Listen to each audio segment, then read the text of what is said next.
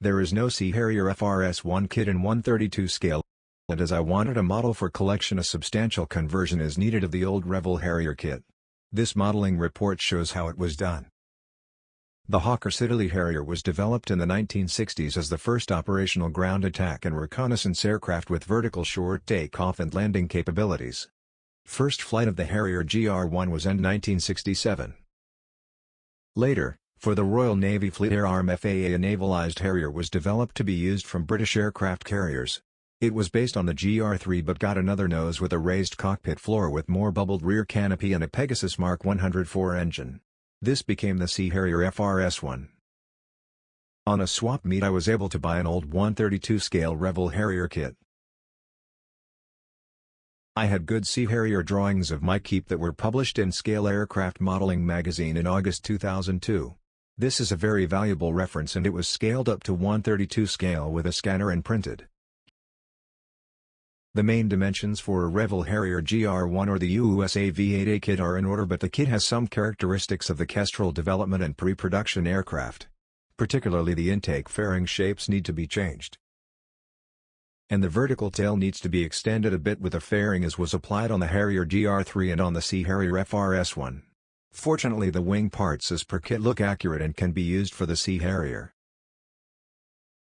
The basic Revell kit obviously needs particularly another Sea Harrier nose. For the nose conversion I had an old Tigger vacuum form set for the forward Sea Harrier fuselage nose. Unfortunately I had no Sea Harrier blown canopy. This will be tackled later on. I started to inscribe all panel lines and when done the raised lines were sanded off. The Tigger vacuum nose halves were separated from their plastic sheets with wet sanding. The forward fuselage nose was cut off from the Revell parts with a razor saw. Here it is seen that it will look like a Sea Harrier when combining the parts. The vertical tail was extended 4 mm and a leading edge fairing was made with plastic card. The intake Kestrel fairing shape was improved on each fuselage half to represent the Harrier intake. Also the small upper airflow blow and doors were cut out and made.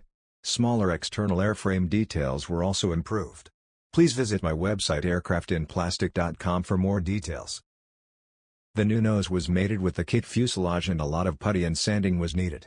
The engine hatch was set closed and the small intakes will be repositioned as well. Various fairings and smaller details were added now. The 2 belly pods will be installed as well but improved a bit as these were also used on the Sea Harrier. The overall model got a base gray coat by airbrushing my favorite Revell Aqua 75 Steingrau acrylic paint. Thin these thick paints with a mix of water and isopropyl alcohol. Any gaps and scratches were repaired as needed and the model now looks a Sea Harrier. A Sea Harrier FRS-1 scheme was to be applied for a Sea Harriers used during the Falklands War in 1982. Sea Harrier coded XCE 496 of No. 800 Squadron as flown from the HMS Hermes carrier was made. During the voyage to the South Atlantic the white Sea Harrier surfaces were overpainted. The large serial numbers, any squadron markings and most stenciling were also overpainted extra dark sea gray. The BSC code is 640. The roundels look also different. In the roundels, the white portions were quickly overpainted with the extra dark sea gray. So the red dot is small.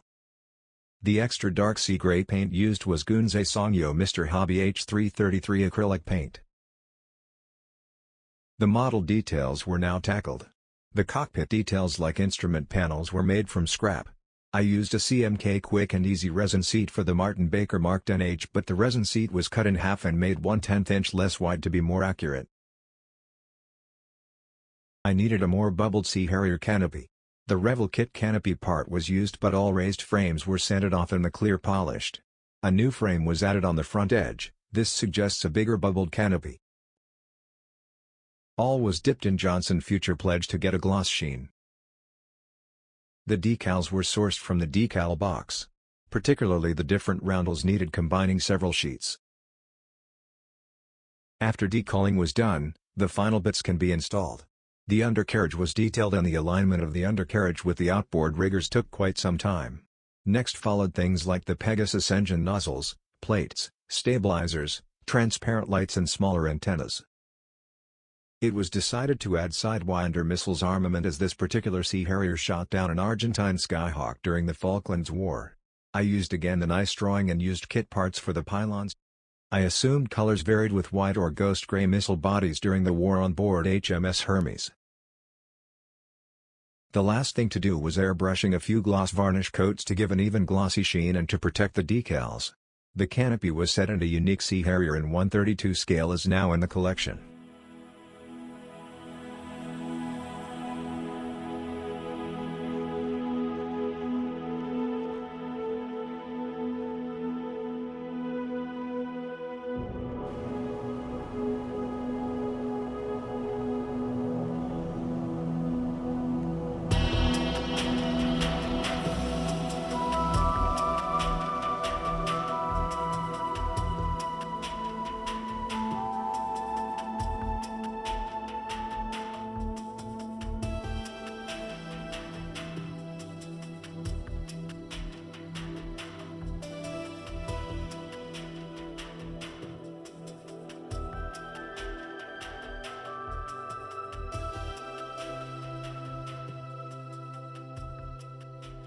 More details can be found on my website aircraftinplastic.com.